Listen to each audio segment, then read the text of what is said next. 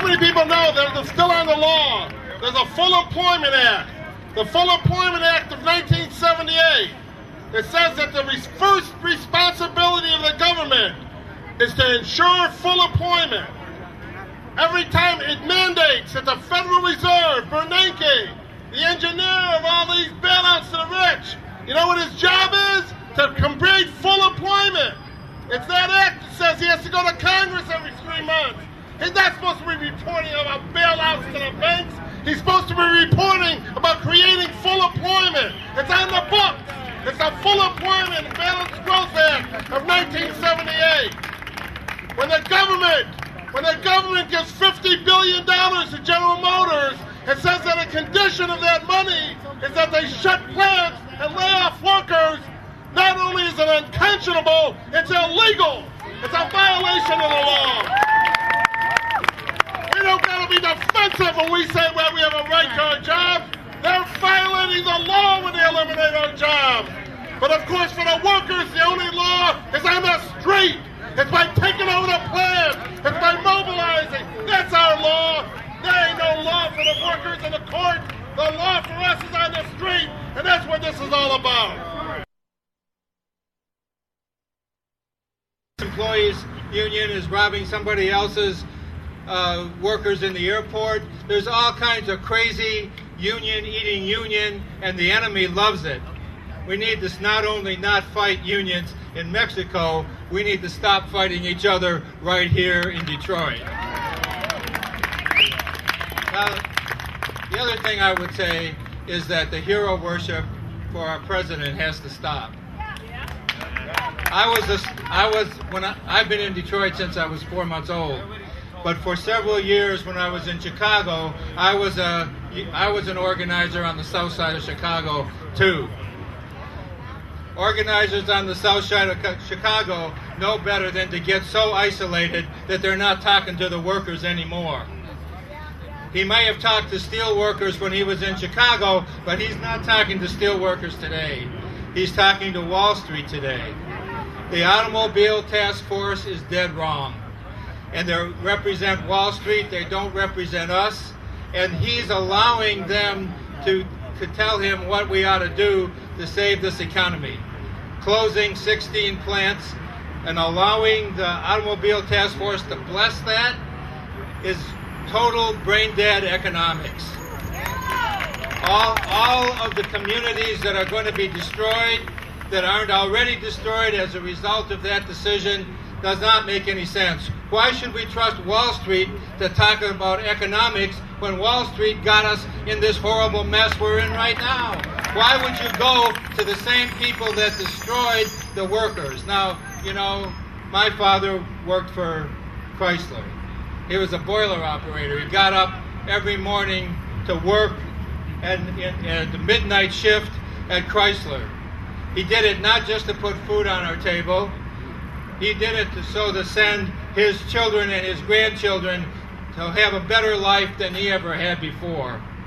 That was the guts. Now he and everybody like him that doesn't know a derivative from an arc welder, that had nothing to do with packaging loans and sending them around the country so you can't even find your mortgage today, had nothing to do with what's causing the 36th District Court to have people losing their houses lined out the door, turning, as one lawyer told us yesterday, a court into a foreclosure court. Hundreds of people every day losing their houses that had nothing to do with causing this economic disaster. We have to have a moratorium on foreclosures. We have a governor who has nothing to lose. She's not running for office again. She just needs the courage to use the same laws that we used in 1930 to make sure that the banks have to come to the table. The banks will not come to the table, and I didn't even know this till Jerry's partner told us yesterday, because they're getting paid to destroy these houses. And they have insurance once the houses are destroyed. And that is a sin. And that we own the banks, and we can't even get the banks to bargain with us. The only thing that will bring the banks to the table is a moratorium on foreclosures. If they can't get rid of these houses, if they have to bargain with us, If they can't make money, they will come to the table. A moratorium now. And it shouldn't just be the governor. Our president, that most of us worked our tail off to elect, ought to be calling a national moratorium on foreclosures. Moratorium now.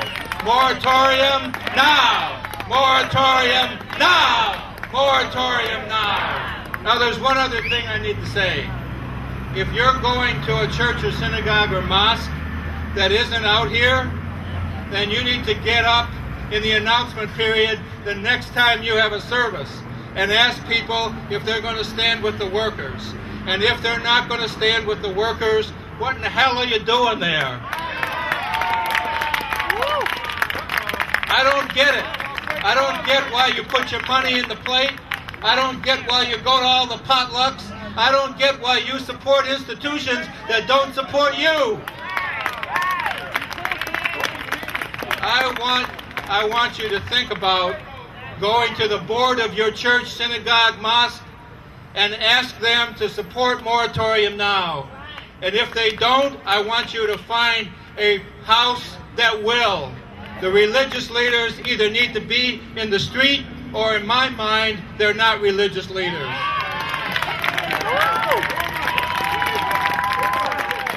So I want to know how many people will do that for me.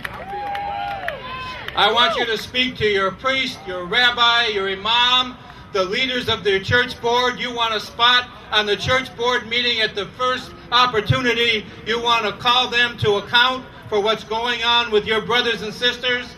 And if they won't come on board, find somebody that will. No longer support people who won't support you.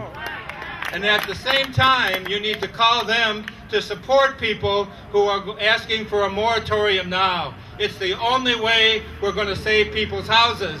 The folks, like you said, that are losing their jobs today will lose their house tomorrow. And we don't have enough lawyers like Jerry here to protect them. We need a moratorium now. One more time, moratorium, moratorium, moratorium. Thank you.